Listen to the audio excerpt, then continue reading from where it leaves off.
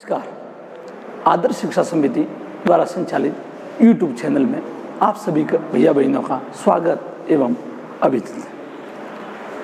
हम पिछले 9 वीडियो से पढ़ रहे हैं टेंस को और हमने पास्ट प्रेजेंट पढ़ लिया, फ्यूचर को हम देख रहे हैं और फ्यूचर में आज हम फ्यूचर कंटिन्यूस टेंस को हम पढ़ेंगे।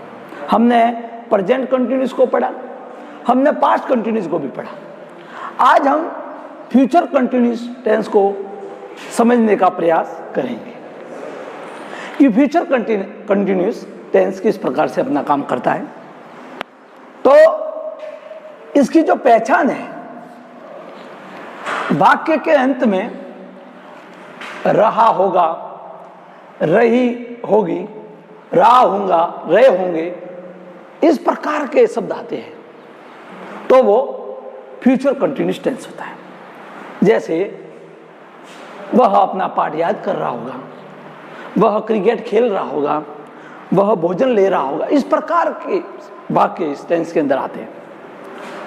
अब हमको इस टेंस का रूल, पैटर्न, स्ट्रक्चर देखना है तो हम देखेंगे कि अफर्मेटिव के अंदर यह किस प्रकार से काम करता है।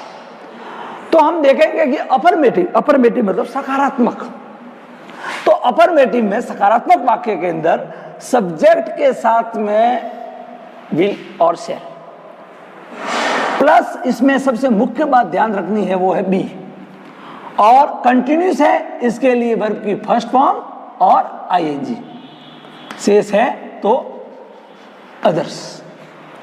अब हमने देखा कि इसमें जो हेल्पिंग वर्ब है वो शैल और विल। तो ये हमने फ्यूचर सिंपल के अंदर देखा है कि शैल किसके साथ में और विल किसके साथ में। तो शैल है वो आई और वी के साथ में, वापिस मैं पुनः दोहरा रहा हूं, और शेष सब के साथ में है वो विल। ये हम टेंस की बात करें, जब मॉडल में होंगे तब अलग बात करेंगे। अभी टेंस की जब बात कर रहे हैं तो शैल के साथ में आई और वी, शेष सभी के साथ में विल आएगा, और इसमें बी के साथ में वर्ब की फर्स्ट फॉर्म और आईएनजी, यानी कि ऐसा भी कह सकते हैं कि आईएनजी वाली फॉर्म। अब हम कुछ उदाहरणों के माध्यम से उसको और अच्छी तरीके से समझने का प्रयास करते हैं। पहला उदाहरण है, मैं अपना पाठ याद कर रहा हूंगा। देखिए, कर रहा हूंगा यानी कोई काम है वो हो रहा होगा। जब कोई काम हो रहा होगा तो वो फ्यूचर, और हो रहा होगा तो कंटिन्यूस। तो अब हम देखते हैं कि इसमें क्या है। तो मैं के लिए है आई, और हेल्पिंग वर्ब आई के लिए, आई के साथ में क्या है तो आई के साथ में सेल, और बी, और लर्न, याद करने को अंग्रेजी में कहते हैं लर्न, और आईएनजी लग जाएगा तो हो जाएगी लर्निंग। क्या याद करा होगा तो अपना पाठ, तो आई के हिसाब से माई लेसन। तो अब वाक्य बन जाएगा I shall be learning my lesson. अब देखिए दूसरा वाक्य, वह एक पत्र लिख रही होगी। लिख रही होगी तो हमें मालूम पड़ा कि यह स्त्रीलिंग है, तो शी, वह के लिए पुल्लिंग होता तो ही आता, नहीं तो शी। अब विल बी, देखिए सी है तो इसके साथ में क्या आएगा, ई सी, इट, सिंगुलर प्लूरल। तो सी विल बी लिखने को कहते हैं राइट, और आईएनजी हो जाएगा तो हो जाएगा राइटिंग। क्या लिख रहा होगा, अ लेटर। तो वाक्य बन जाएगा she will be writing a letter. अब ये तो हमने देखा अफर्मेटिव। हम लगातार हर टेंस के अंदर नेगेटिव देख रहे हैं। तो नेगेटिव को हमने देखा है कि हेल्पिंग वर्ब के बाद में नॉट जब लगेगी तो वाक्य नेगेटिव बन जाएगा। लेकिन यहां पर बी है, इसलिए हमको थोड़ा समझना पड़ेगा किस प्रकार से। तो इसमें भी देखिए नेगेटिव में क्या होगा, सब्जेक्ट के साथ में विल और शैल, और उसके बाद में नॉट, हेल्पिंग वर्ब के बाद में नॉट, और उसके बाद में बी और वर्ब की फर्स्ट फॉर्म और आईएनजी। एक बार वापस देखें कि सब्जेक्ट के साथ में विल और शैल, और नेगेटिव है इसलिए नॉट, और बी प्लस वर्ब की फर्स्ट फॉर्म और आईएनजी। तो हम अब उदाहरण के माध्यम से देखते हैं। इन्हीं उदाहरण को हम नेगेटिव में बदलेंगे। जैसे मैं अपना पाठ याद कर रहा हूंगा, अब ये वाक्य हम बनाते हैं कि मैं अपना पाठ याद नहीं कर रहा हूंगा, नहीं कर रहा होगा जैसे नेगेटिव है। तो अब इसी वाक्य को हम देखते हैं कि नेगेटिव बनाना है, तो नेगेटिव बनाने के लिए हमें क्या करेंगे, तो नेगेटिव बनाने के लिए करेंगे, देखिए मैं अपना पाठ नहीं याद कर रहा होगा, तो आई और आई के साथ में क्या है, सेल, नेगेटिव है तो लगा दिया नॉट और बी और आईएनजी वाली फॉर्म ही रहेगी, याद कर रहा नहीं होगा तो लर्निंग, लर्निंग और क्या, बी लर्निंग माय लेसन।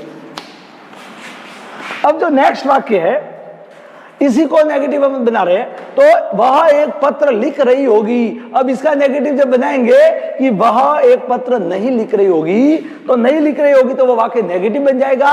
और जब वो वाक्य नेगेटिव बनेगा तो किस प्रकार से बनेगा, तो रूल्स के अनुसार बनेगा, हेल्पिंग वर्ब के बाद में नॉट। तो देखिए वह के लिए हो जाएगा सी और सी के साथ में आएगा विल, और नेगेटिव है तो हो जाएगा नॉट, और बी का बी लिख रही होगी तो राइट का राइटिंग, तो not be writing a letter. अब वाक्य देखिए, वाक्य पूरा जो वाक्य बना है वो she will not be writing a letter. इस प्रकार से हमने ये नेगेटिव देखा। अब हम देखेंगे इंट्रोगेटिव। इंट्रोगेटिव देखने के लिए क्या, तो इंट्रोगेटिव में हमें ये समझना है कि हेल्पिंग वर्ब जब आगे आ जाएगी और पीछे प्रश्नवाचक चिन्ह लगेगा तो वो वाक्य है वो इंट्रोगेटिव हो जाएगा। तो इसका रूल हम देखते हैं कि हेल्पिंग वर्ब क्या है, तो विल और सेल। तो विल सेल के साथ में सब्जेक्ट और इसमें बी है वो बी प्लस वर्ब की फर्स्ट फॉर्म के साथ में आईएनजी, और ऑब्जेक्ट है अदर्स है उसके पीछे अंत में वाक्य में इंट्रोगेटिव मार्क, प्रश्नवाचक चिन्ह। अब हम उदाहरण के द्वारा इसको देखते हैं। क्या मैं अपने पैदल जा रहा हूंगा, तो इसमें देखिए क्या मैं, अब मैं, तो मैं के लिए क्या है सेल, मैं आई है और आई के साथ में आता है सेल, तो क्या हो जाएगा shall I be going to my village on foot, पैदल है तो ऑन फुट। अब देखिए इसमें पीछे प्रश्नवाचक चिन्ह, shall I be going to my village on foot.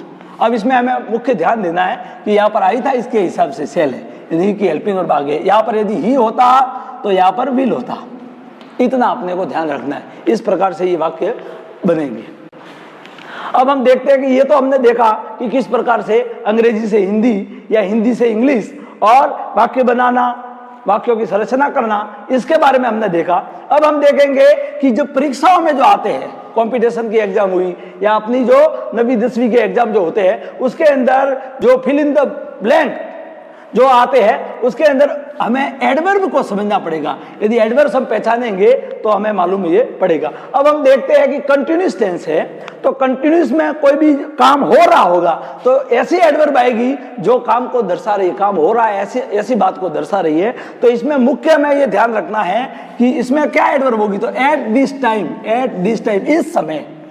लेकिन इस समय यह तो प्रेजेंट कंटिन्यूस की है, लेकिन एट दिस टाइम के साथ में टुमारो या नेक्स्ट के साथ में कोई टाइम होगा, नेक्स्ट संडे है, नेक्स्ट मंडे है, नेक्स्ट ईयर है, इस प्रकार से कोई होगा। तो एट दिस टाइम के साथ में टुमारो या नेक्स्ट या किसी कंटिन्यूस टाइम के साथ में नेक्स्ट या टुमारो का यूज होगा।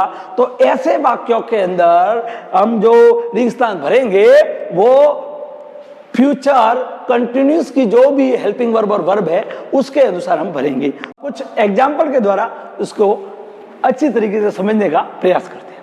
अब देखिए, अब हमने देखा ही है कि एडवर्ब है वो क्या है, तो एडवर्ब है वो एट दिस टाइम या कंटिन्यूस के साथ में, कंटिन्यूस टाइम के साथ में टुमारो और नेक्स्ट का यूज होगा। तो अब देखो यहां पर है टुमारो वी खालिस्तान talk to you at this time. अब एट दिस टाइम आया है, लेकिन परीक्षा में एट दिस टाइम दिखेगा तो हमको सीधा याद आएगा प्रेजेंट कंटिन्यूस, और तुरंत ही हम भर लेंगे प्रेजेंट कंटिन्यूस के हिसाब से। तो क्या भरेंगे, सीधा वी आर टॉकिंग भर के आ जाएंगे, और बाहर आकर के भी परीक्षा के बाहर आकर के देखेंगे कोई भैया कहेगा तब याद आएगा ओहो कि टुमारो तो आगे दिया, वो तो देखा ही नहीं, वो तो जल्दबाजी में हमने ध्यान ही नहीं आया।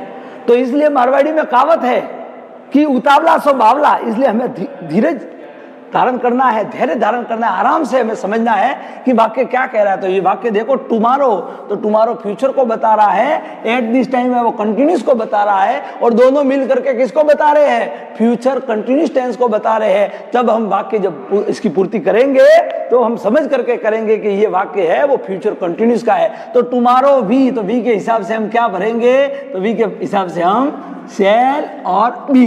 अब टॉक है तो टॉक का क्या हो जाएगा? टॉकिंग। तो वाक्य बन जाएगा tomorrow we shall be talking to you at this time, यानी कल मैं इस समय तुम्हारे साथ में बात कर रहा होगा।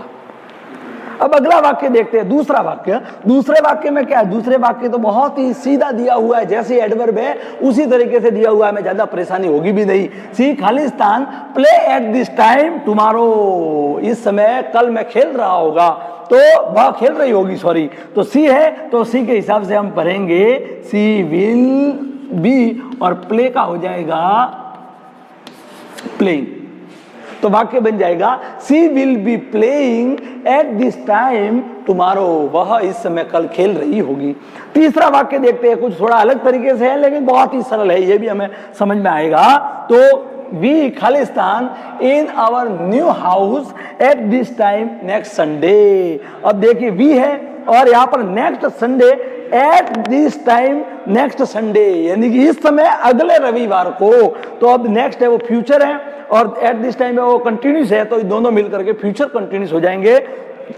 तो वी के हिसाब से हम भरेंगे शैल बी, और कोष्टक में दिया हुआ है सिट, तो हो जाएगी सिटिंग। तो वाक्य बन जाएगा we will be sitting in our new house at this time next Sunday, यानी कि अगले रविवार को इस समय हम हमारे नए घर में बैठ रहे होंगे। इस प्रकार से कुछ उदाहरणों के द्वारा भी हमने इस टेंस को समझा। अब मुझे पूरी उम्मीद है कि आप सभी लोगों ने इस टेंस को अच्छी तरीके से समझोगे और इसकी क्रियान्विधि है वो परीक्षाओं के अंदर या अपने कक्षाओं के अंदर इसका उपयोग करेंगे। धन्यवाद।